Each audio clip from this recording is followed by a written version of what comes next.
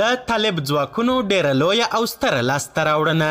طالب سرتیرو په پنجشیر ولایت کې ډیره لویه خزانه پیدا کړې چې ډیر زیات ډالر، وسلې او نور مهمات یې ترې ترلاسه کړي دي. دا چې یاده خزانه کوم ځای کې پیدا سوې ده، څومره پیسې او څومره نور مهمات ترې ترلاسه سوي، بشپړ حال را سره همدغه روانه ویډیو کې کتلی سئ. سلامونه قدرمنو لیدونکو، مشال پریس یوټیوب چینل ته مو هرکلی کوم. طالب ځواکونه پنجشیر ولایت کې پر ډیره لویه خزانه پیښ سول.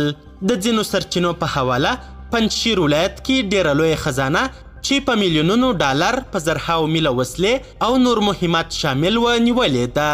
داسې ویل کیږي چې دغه مهمات په جمهوري نظام کې د هیواد فروشانو او خاینینو اشخاصو لخوا پټ سوي وه چې لوی الله جل جلاله یې ورنصیب نه کړل او ستر رب جل جلاله وشرمول.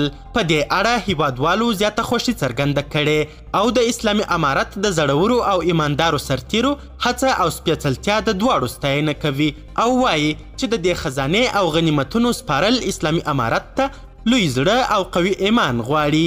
په دې اړه مو په ټویټر کې د ځینو هیوادوالو ټویټونه راټول کړل. افغان وایي واه، په پنجشیر کې طالبان پر پټه خزانه پیښ سول. دا څه حال دی؟ د دولت نیمه بودیجه او د دفاع وزارت نیمه اسلحه دلته پټه وه. خدای مو په غضب اخته کړه. دومره غلا. ملا محمد نذیر روحاني لیکلي واه، په پنجشیر کې طالبان پر پټه خزانه پیښ سول. قاري ناصر خان عمري لیکلي ویل کیږي چې په پنجشیر کې د اسلحو او ډالرو لویه خزانه د طالبانو لاسته ورغلې ده. عبدالجبار حقیار لیکلي داسې بې حسابه پیسې دولت ته سپارل قوي ایمان غواړي. په پنجشیر کې طالبان پر پټه خزانه پیښ سول. قدرمنو لیدونکو، د ویډیو له کتلو مو نړۍ مننه. د لا زیاتو او نورو لحظه پر لحظه هر اړخیزو معلوماتو لپاره زموږ همدغه مشال پریس یوټیوب چینل سبسکرایب کړئ. تر بیا او بلې ویډیو، ښه وخت، ښې چارې، د الله په امان.